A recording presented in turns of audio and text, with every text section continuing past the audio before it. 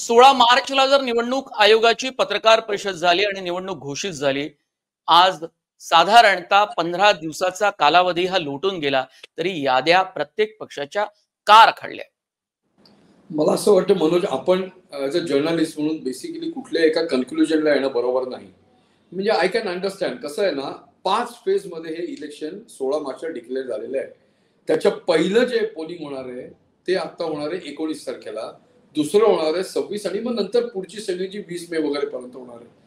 म्हणजे बेसिकली पहिल्यांदा असं दोन्ही महाविकास आघाडीला असं वाटलं होतं आणि त्याचबरोबर महायुतीला असं वाटलं होतं की येणाऱ्या इलेक्शनमध्ये सीट वाटप हे चुटकीनिशी आपण निस्तरू आणि लगेच एकदम मोठा गवगवा करून त्याचं लॉन्च करू, असं दुर्दैवाने त्या दोन्ही बाबतीत झालेलं नाही.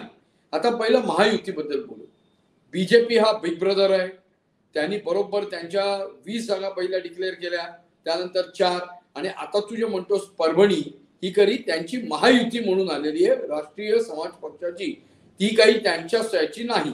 स्वतः महादेव जानकर जेव्हा सुनील तटकरे त्यांची अनाउन्समेंट केली शनिवारी, तेव्हा मी प्रेस कॉन्फरन्समध्ये होतो, त्यांना जेव्हा कॅटेगॉरिकली मीच विचारलं तेव्हा त्यांनी असं सांगितलं, मी महायुतीचा घटक पक्ष असलो तरी सुद्धा मी माझं जे इलेक्शन सिम्बॉल आहे, चहाची काय कप बशी, त्याच्यावरच बेसिकली लढणार आहे.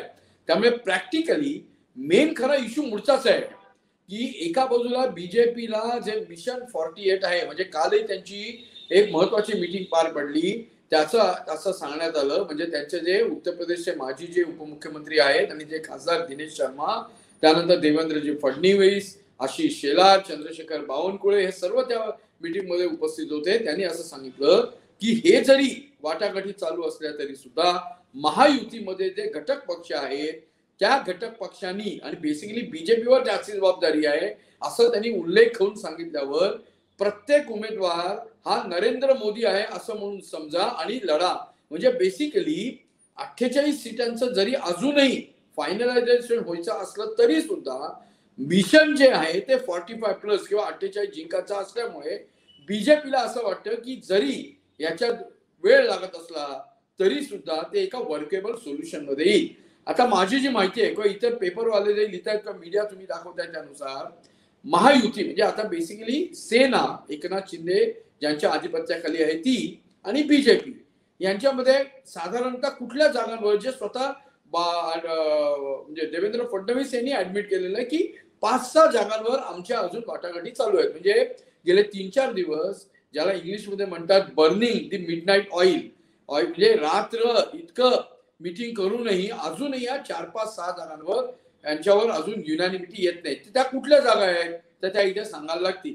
ठाणे, कल्याण बेसिकली आता एकनाथ शिंदेच्या चिरंजीवाकडे जाईल असंच आहे, त्यानंतर बेसिकली रत्नागिरी सिंधुदुर्ग, त्यानंतर नाशिक, त्यानंतर धाराशिव, त्यानंतर संभाजीनगर, आणि बेसिकली हे सर्व करत असताना सुद्धा अजूनही जे मेन गोल चाललाय तो पालघरवर.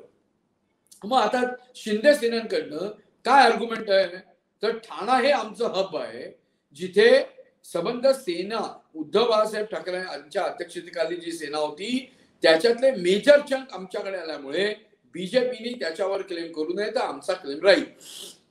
इथे बघणाऱ्या रीडर्स आणि व्ह्युअर्सना एक साधारण मागचा रेफरन्स दिला पाहिजे, कारण मी त्यावेळेला ठाण्यामधनं सुद्धा रिपोर्टिंग करत होतो. 1996 साली रामभाऊ कापसे हे बीजेपीचे ठाण्यातनं निवडून गेलेले खासदार होते.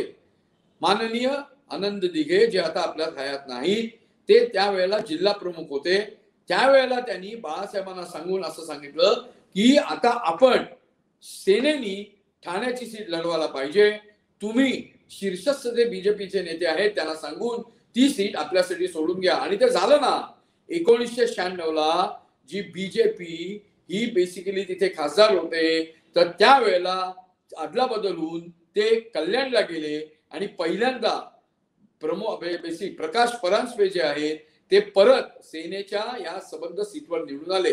आता एक्झॅक्टली इतक्या वर्षानंतर सेनेकडनं बीजेपीला या सीटावर आपला क्लेम केलेला आहे.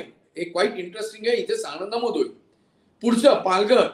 पालघरमध्ये सुद्धा जे राजेंद्र गावित आहेत तर ते आता सेनेचे खासदार आहेत, म्हणजे आता ते शिंदे सेनेकडे आलेत. पण बीजेपीला तिथे असं वाटतं की एकूणच राष्ट्रीय स्वयंसेवक संघ, त्यांचा परिवार म्हणजे वनवासी कल्याण आश्रम, आणि मग बेसिकली हितेंद्र ठाकूर यांची जी बहुजन विकास आघाडी आहे तर त्यांच्या थ्रू आपल्याला सपोर्ट हा आणखी घट्ट मिळेल आणि तिथे पोल चान्सेस जास्त आहेत म्हणून ते क्लेम करतायत. पण शिंदे सेना ती सोडायला तयार नाही.